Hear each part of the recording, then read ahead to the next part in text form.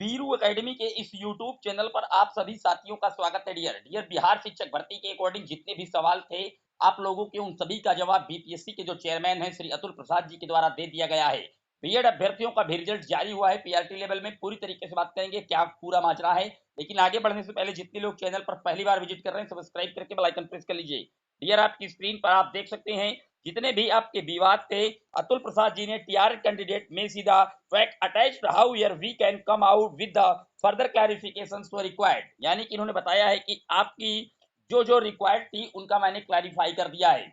पहला जो प्रश्न था उसमें लिखा हुआ था कि मेरे नंबर क्वालिफाइंग कट ऑफ से अधिक होने पर और भी कुछ रिक्तियां होने के बावजूद मैं सफल क्यों नहीं हुआ। तो इन्होंने बताया कि दस्तावेज सत्यापन में आयोग 10,000 से अधिक को अयोग्य घोषित कर दिया गया है, तो हो सकता है कि आप उसमें हो।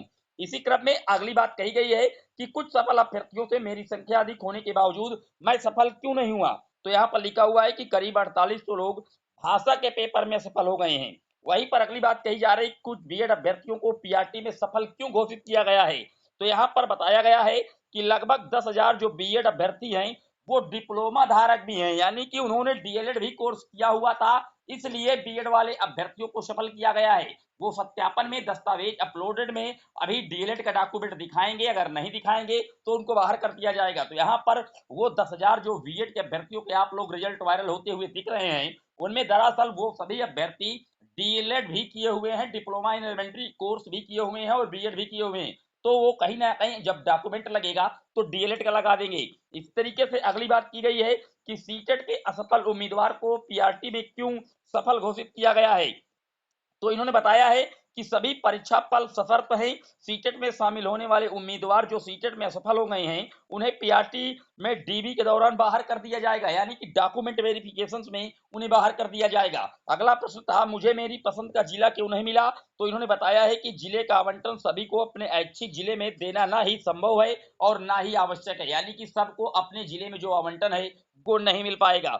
आगे इन्होंने बात की है कि अभ्यर्थी को एक से अधिक परिणाम दे करके रिक्तियां क्यों बर्बाद की जा रही हैं। इसके अकॉर्डिंग आप जानते हैं कि बीपीएससी के जो हेडक्वार्टर पर लगातार धरना प्रदर्शन से भी इसके अकॉर्डिंग चल रहा है कि एक अभ्यर्थी का चयन आप 2 बार कर रहे हैं तो सीटें बर्बाद जा रही हैं। तो उस पर उन्होंने जवाब दिया है कि अभ्यर्थियों को एक से अधिक परिणाम दिया गया है ताकि डॉक्यूमेंट वेरिफिकेशन के समय किसी एक में असफल होने पर दूसरी नियुक्ति से भी वंचित न हो जाएं। ऐसे रिक्ति को इसी चयन प्रक्रिया में प्रतीक्षा सूची से भरा जाएगा या अगली प्रक्रिया में या राज्य सरकार के निर्णय पर निर्भर करेगा। यानी कि जो लोग वेटिंग लिस्ट में वेट कर रहे हैं, इन्होंने बता दिया जो बीपीएससी के चेयरमैन है अतुल प्रसाद जी ने कि जो लोग 2 जगह जिनका सिलेक्शन हुआ है डॉक्यूमेंट वेरिफिकेशन में वो एक ही जगह लेंगे और जो पद रिक्त हो जाएंगे, अगर शासन कहता है हमें, वर्तमान सरकार कहती है बिहार की, तो हम इसी नियुक्ति में उनको वेटिंग लिस्ट में जो अभ्यर्थी लगे हैं लाइन पर उनको चांस देंगे। अगर वो कहेंगे कि नई भर्ती इसके लिए आप जोड़ कर निकालिए तो हम उस पर भी काम करेंगे। यानी कि वेटिंग लिस्ट का जो पूरा मैटर है वो कहीं ना कहीं बिहार की शिक्षा मंत्रालय विभाग को दे दिया गया है। जैसा कि मैंने आपको पहले भी बताया था कि काउंसलिंग हो, डॉक्यूमेंट वेरिफिकेशन हो, नियुक्ति प्रक्रियाएं हो, पूरी तरीके से अब इस पर बीपीएससी का कोई हाथ नहीं है, वो बिहार का जो शिक्षा मंत्रालय है उसके अधीन कर दिया गया है। उम्मीद करता हूं कि आप लोगों के जो जो डाउट थे सभी का जो डाउट है वो दूर हुआ होगा। बीपीएससी के चेयरमैन के द्वारा सारे जवाब स्पष्ट रूप से दे दिए गए हैं। फिर मिलेंगे एक और वीडियो में, तब तक के लिए जय हिंद जय भारत।